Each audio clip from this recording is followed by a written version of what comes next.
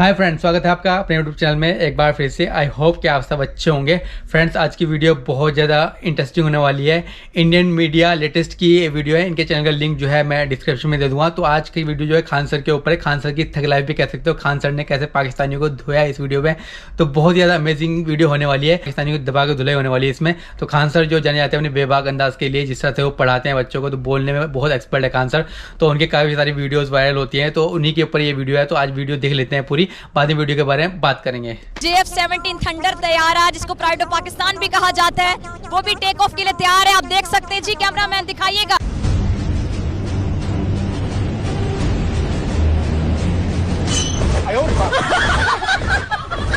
ओ भाई साहब, उड़ गया ये तो उड़ गया। एडिट करी हुई है, बहुत अच्छी एडिट करी हुई यार। डॉक्टर फिजा खान है इसका नाम, जो है पाकिस्तान का जन्म रिपोर्टर बहुत इंडिया से ये कम से कम 4 बार भारत के ऊपर मेजर अटैक कर चुका है, 4 बार भारत पे युद्ध थोप चुका है और चारों बार इस पाकिस्तान नाम के मुल्क में मुंह की खाई है। वाह मोदी जी वाह। हमेशा जीत का सपना लेके भारत पे अटैक किया, लेकिन हर बार टाइम फिस ना करें। इंडियन मीडिया लेटेस्ट इनके चैनल का नाम है, लिंक इन द डिस्क्रिप्शन, जाके चेक कर लेना। और सबसे कमाल की बात तो ये है कि अपनी हार को स्वीकारते नहीं है, बल्कि ये कहते हैं हम जीत गए थे, हम जीते थे। हमारे पास था जज्बा ईमानी, जज्बा ईमानी की वजह से बहुत बोल दिया डॉक्टर फिजा, इसका नाम बहुत बोल दिया। आज हमारी कस्टडी में, पाकिस्तान की कस्टडी में। रिपोर्टर अच्छा पाकिस्तान का ना, कुछ प्लान पाकिस्तान ने किया था और जानबूझ के ये करवाया गया था। और यही गलतफहमी एक पाकिस्तानी पत्रकार है फिजा खलीफा, उसने पाली हुई है। पाकिस्तान ने भारत को धूल चटाई, पाकिस्तान ने भारत को शिकस्त फिजा इनका नाम, खलीफा मुझे पता नहीं हूँ इस बात पे। मुझे खलीफा से टोन बनाने के लिए कह दिया शायद। नहीं चलेगा। अल्हम्दुलिल्लाह हम पाकिस्तान इंडिया से 1965 में जीते थे। पाकिस्तान में आज भी जंग आपस में लड़ी जा रही है। जीते थे। ओह माय गॉड, ये क्या सुन रहा हूँ मैं। और इंडिया दुनिया से लड़ रहा है। तेरा बाप आया। और पाकिस्तान तो पूरी दुनिया के अंदर झूठ बोलने में माहिर है। इनकी तो कोई मिसाल ही नहीं है पूरी दुनिया के अंदर, कोई ऐसा शख्स हो जो इनके बराबर का झूठ बोल सके। कतई नहीं है भैया, कतई नहीं है। 1965 की जो जंग थी अफवाज पाकिस्तान ने वो बड़ी खुश इखलाकी से और जुर्मंदाना अंदाज से जीती। इनका कोई सानी नहीं है झूठ बोलने में। क्या था, पाकिस्तान ने हिंदुस्तान को उकसाया था। नहीं, मैं इस बात को नहीं मानती कि पाकिस्तान ने उकसाया। 1965 की वार को लेकर पाकिस्तानी पत्रकार फिजा खलीफा ने करे बड़े बड़े दावे, ऊंचे दावे, और आज वो पहुंच भी गई है एयरपोर्ट के अंदर। अच्छा, आज हम मौजूद हैं पाकिस्तान एयरफोर्स की एक ऑपरेशनल बेस पर। लेकिन फिजा खलीफा का मुंह काला करेंगे हमारे खान सर, जो फिजा खलीफा को बताएंगे सच क्या है। और फिजा खलीफा मियां खलीफा की तरह कह रहे हैं एक्चुअली, मियां खलीफा की तरह इशारा है। लेकिन आतंकवादियों को ऊपर वाले तक पहुंचा देना ये इंडियन आर्मी का काम है। तो आज फिजा खलीफा की खान सर लेने वाले अच्छे से। और आज हम आपको बहुत कुछ यहाँ से दिखाएंगे। उससे पहले ज़रा 1965 के हवाले से मैं बात करना चाहूँगी। 1965 में जब पाकिस्तान को बने हुए 18 साल हुए थे, यानी 2 डेकेड्स पूरी नहीं हुई थी, तो भारत जो कि पाकिस्तान के वजूद को हजम नहीं कर पा रहा था, भारत की आंखों में खटकता था पाकिस्तान का वजूद, तो भारत ने पाकिस्तान पे हमला करने की कोशिश की, पाकिस्तान को मैली आंख से देखने की कोशिश की। और हमारा मुल्क, जो कि अगर हम देखें फ़ौज के लिहाज से, कि हमारे पास तादाद उतनी ज़्यादा नहीं थी जितनी भारत के पास थी। भारत ना सिर्फ रकबे में बड़ा मुल्क था, बल्कि भारत के पास फौजियों की तादाद ज़्यादा थी, भारत के पास इक्विपमेंट बहुत ज़्यादा था, भारत के पास पैसे थे, भारत के पास बजट था। लेकिन हमारी फौजियों की तादाद बेशक कम थी, हमारा बजट कम था, हमारा इक्विपमेंट उतना ज़्यादा नहीं था, लेकिन हमारे पास था जज्बा ईमानी। उस जज्बा ईमानी की वजह से पाकिस्तान ने भारत को धूल चटा दी, पाकिस्तान ने भारत को शिकस्त से दो चार किया।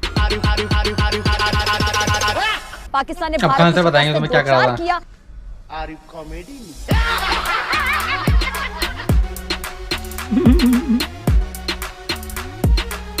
पाकिस्तान ने 1965 में जिस तरह महारत का मुजाहरा किया, स्किल्स दिखाए हमारे पायलट्स ने, उस पर आज तक लोग हैरान हैं कि किसी मुल्क को बने हुए अगर 2 दहाइयाँ भी नहीं हुई और वहाँ पर इक्विपमेंट भी इतना ज़्यादा नहीं था, उनके पास पैसा भी इतना ज़्यादा नहीं था, बजट भी इतना ज़्यादा नहीं था, फौजियों की तादाद भी इतना ज़्यादा नहीं थी, तो लड़ते क्यों जब बजट वगैरह नहीं था, लड़ते क्यों? जज्बा कहाँ से आया? तो मुझे लगता है जज्बा कहाँ से आया, क्योंकि पाकिस्तान का वजूद अमल में आया था इस्लाम के नाम पर और जो इस्लाम के नाम पे मुल्क बना है, वहाँ पे हमारे जो जितने भी एयरफोर्स के जितने भी हमारे पायलट्स हैं जिन्होंने 1965 की जंग में भारत को धूल चटाई, शिकस्त से दो चार किया, ये जो जज्बा ईमानी है, ये ईमान का जज्बा है और बतौर मुसलमान हमारा यकीन है। ये खुद ही खुद होते रहते हैं। हम लाहौर तक आ गए थे, 2 दफ़ा लाहौर तक आए। ये तो हमारी भी तारीख या हमारे जो उनसे बड़े हैं, जो हमारे मीडिया है, वो भी हमें यही बताता है। रिपोर्टर अच्छा है, वहाँ पे माइनॉरिटी के लिए काम करता है पाकिस्तान में ना, माइनॉरिटी के जो मुद्दे हैं ना वहाँ पे, अल्पसंख्यक जो वहाँ पे हिंदू है उनके लिए काफी अच्छा काम करता है रिपोर्टर। शोएब चौधरी इनका नाम।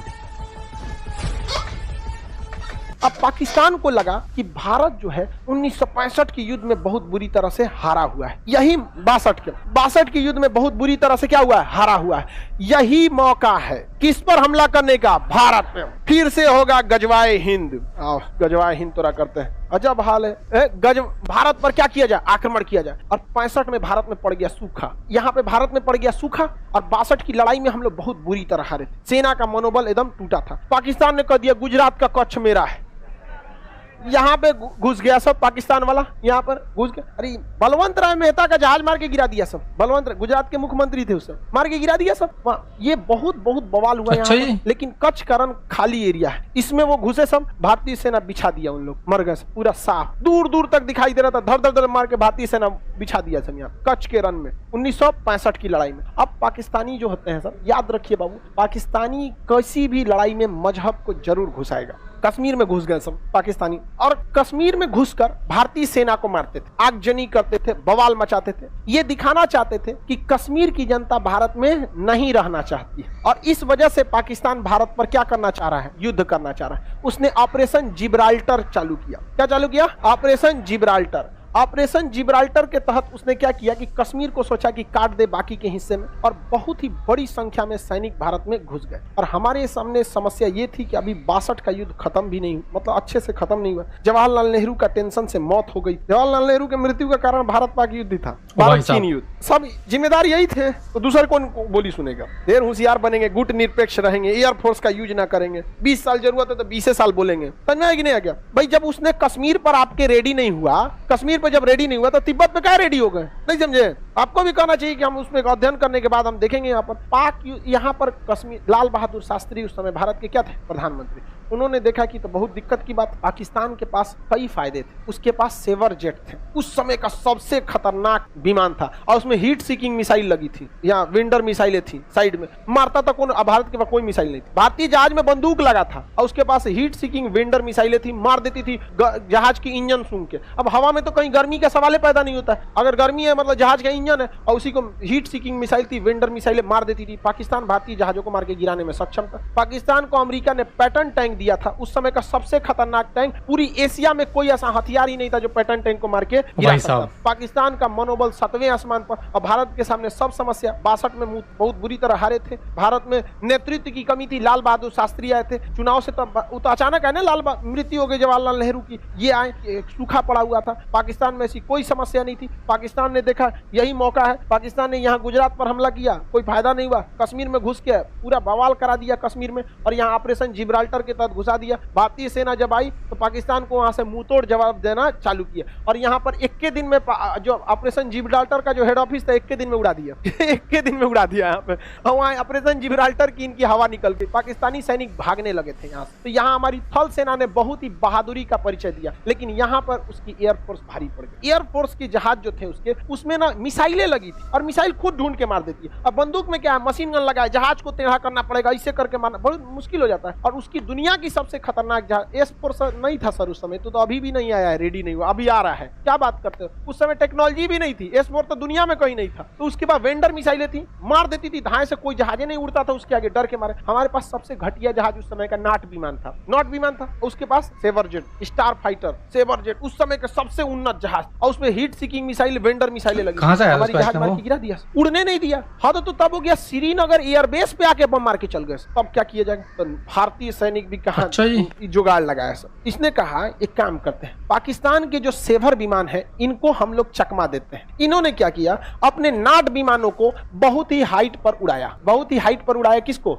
नाट विमानों को, ताकि ये रडार के पकड़ में आ जाए। इन घोंचुओं को समझ में नहीं आया, नाट विमान किसके पकड़ में आ गया? रडार में। और इन लोगों ने उड़ा दिया किसके खिलाफ? नाट विमान के खिलाफ। अब नाट विमान कमजोर थे, और ये स्टार विमान थे, इनका पीछा करने के लिए ये ऊपर गए। अब मशीन गन की लड़ाई में देखिए, हमारे पास मिसाइलें नहीं, हमारे पास क्या था, मशीन गन। मशीन गन अगर लड़ाई में रहेगी तो उसी को फायदा होगा जो पीछे है या फिर ऊपर है, धाए धाए मार देगा। अब पता चला आप आगे हैं, अब पीछवा से वो है, तो घूमे के मारेंगे, ऐसे मार देगा पीछे से, और उसके पास तो मिसाइल है। तो भारत ने फंसाया एयरफोर्स ने, नाट विमानों को क्या किया, ऊपर भेजा। इनको था कि तुम भागा ना, रडार में ये पकड़ा गए, चल गए। और नीचे से भारत ने बाकी के 10 ठो नाट विमान को नीचे से उड़ा दिया। ये रडार में आईबे नहीं किया, इन घोंचुओं को पते नहीं है। ये मारने गया सब उसको, ये मारने गए इसको, चल गया सब हाइट से इधर से, ले आइए इधर से क्या हो गया, सब भाग गया सब। इनको लगा कि भाग रहा है भारतीय, मारो गजवाए हिंद। अरे ससुरा गजवा हिंद तुम्हारा बाप आ रहा है।